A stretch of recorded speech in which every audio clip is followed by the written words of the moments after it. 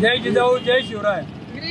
नुकतीच आपण सर्वांनी सोशल मीडियावर ज्या बातम्या बघतोय आणि त्याच्यातून आपल्याला असं लक्षात येतंय की महाराष्ट्राचं राजकारण किंवा समाजकारण इतक्या खालच्या पातळीचं जातंय, हे सरकारचं खरं दुर्दैव आहे।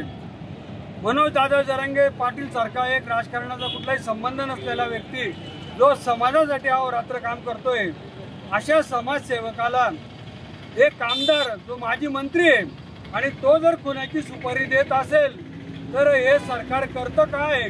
याच्यामध्ये सगळ्यात मोठा दोष हा गृह खात्याचा आहे आणि आमचं म्हणणं आहे की याच्यामध्ये सगळ्यात मोठा हा मुख्यमंत्र्यांचा हात आहे।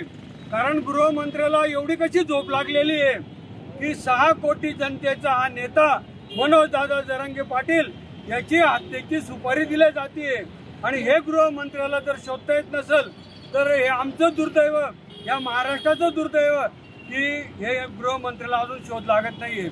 आणि एवढे पुरावे जाहीर झाल्यावर असताना सुद्धा कोणतीही प्रशासनाकडून कारवाई झालेली नाहीये, याचा आम्ही तीव्र निषेध व्यक्त करतो। मनोज दादा जरांगे पाटील यांना झेड सिक्युरिटी मिळालीच पाहिजे आणि कदाचित मनोज दादा किंवा त्यांच्या कार्यकर्त्याच्या केसाला धक्का लागला तर हा महाराष्ट्र पेटून उठेल।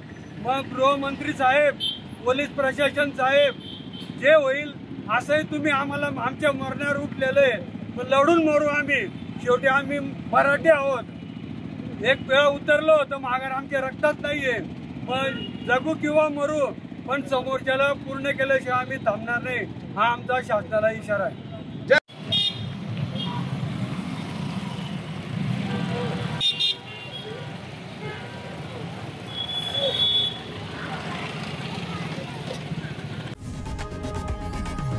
लोकशाही मराठी ऐका, पहा, जागरूक रहा।